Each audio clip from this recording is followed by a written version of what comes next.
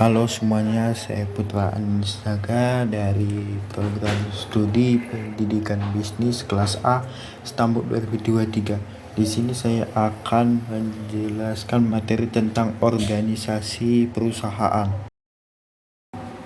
Untuk organisasi bisnis yaitu ada badan usaha milik negara atau BUMN, ada badan usaha milik daerah atau BUMD, ada juga BUMS, badan usaha milik swasta. BUMN ini merupakan perusahaan yang dimiliki oleh pemerintah pusat. Untuk BUMD ini perusahaan yang dimiliki oleh pemerintah provinsi. Dan juga BUMS ini adalah badan usaha yang dimiliki oleh swasta atau individu.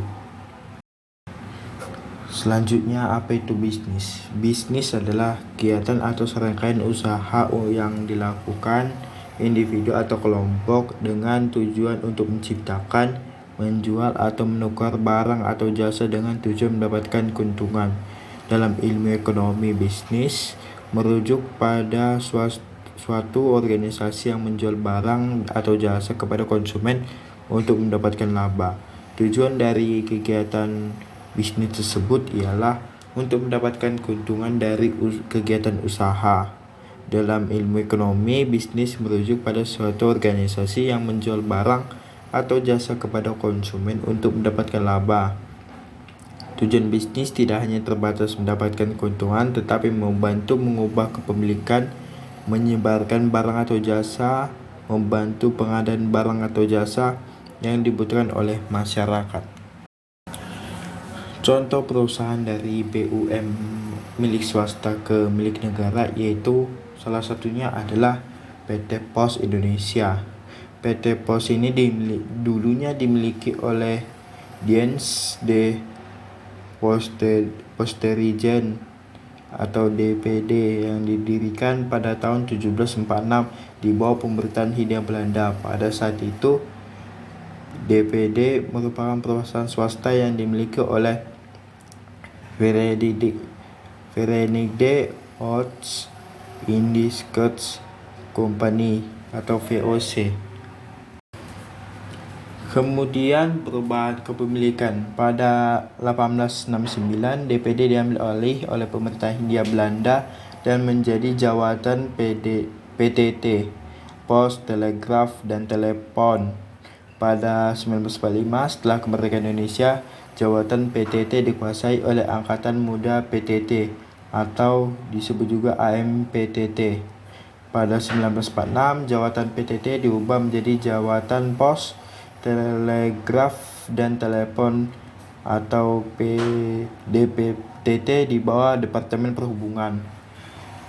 Pada 1961 DPTT diubah menjadi Perusahaan Negara Pos dan Telekomunikasi atau PN Postel. Pada 1995 PN Postel diubah menjadi Perseorangan Terbatas atau PT Pos Indonesia dengan pemerintahan sebagai pemegang saham tunggal.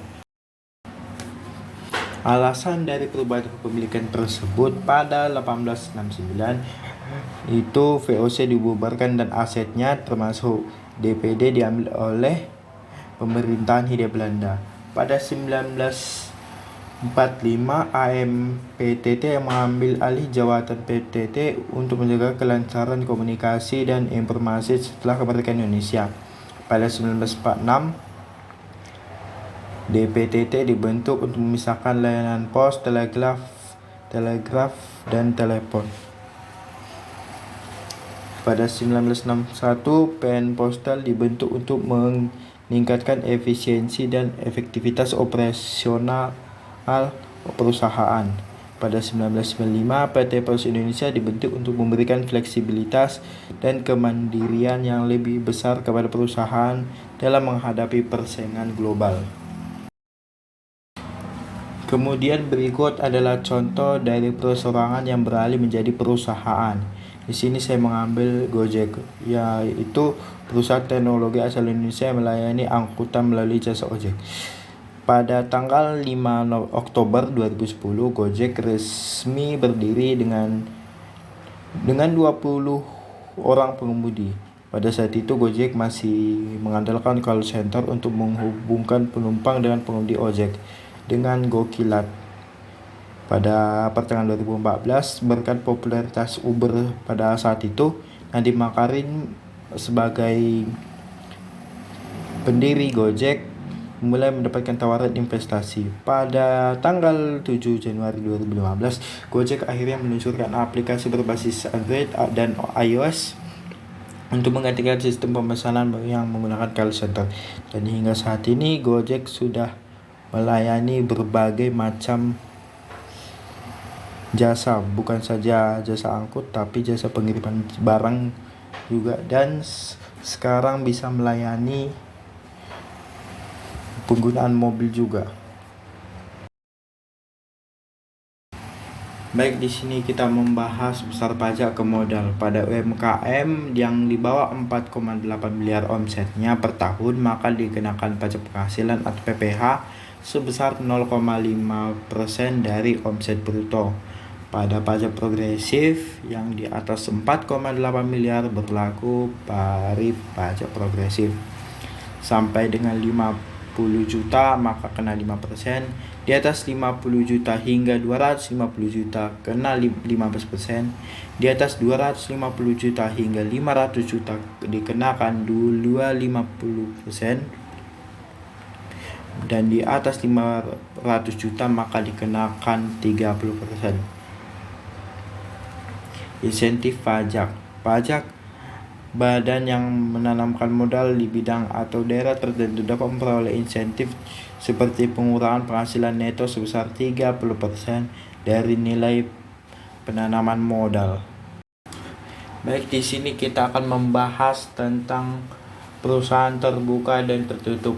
Dari namanya, perusahaan terbuka terdapat tulisan TBK seperti PT Astra International Tbk, dan untuk yang tertutup tidak ada tulisan TBK seperti PT Keluarga Ceria.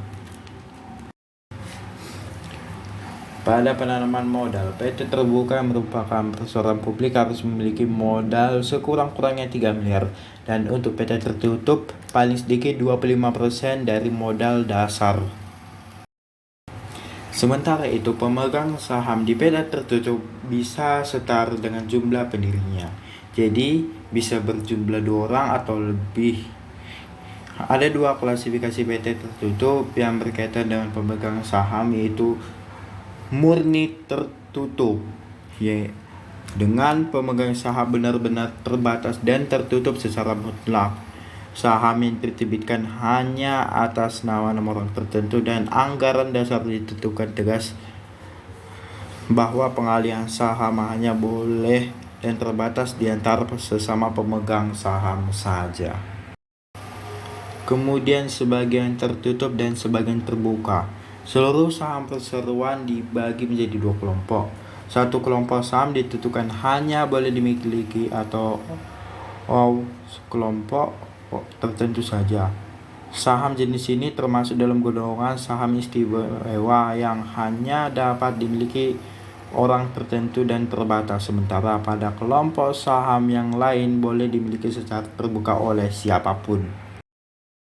Kemudian motivator saya dalam dunia bisnis ada, yaitu Mac Whitman, yang merupakan seorang eksekutif bisnis, aktivis politik, dan filantropis Amerika Serikat. Ia adalah CEO Quilby dan menjabat dalam badan-badan Protect dan Gambling dan Dropbox dengan kata-kata sebagai berikut: lakukan apa yang Anda sukai dan kesuksesan akan mengikuti.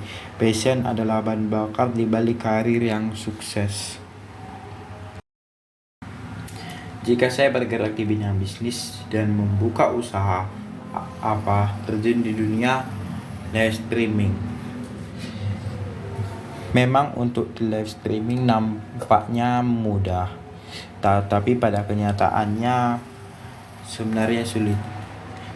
Saya pernah mencoba melakukan live streaming, meskipun tidak seprofesional yang mau ditampilkan di layar atau seprofesional seperti live streaming oleh para artis yang ada event-event tertentu, atau seperti acara-acara yang pernah ada di Unimed.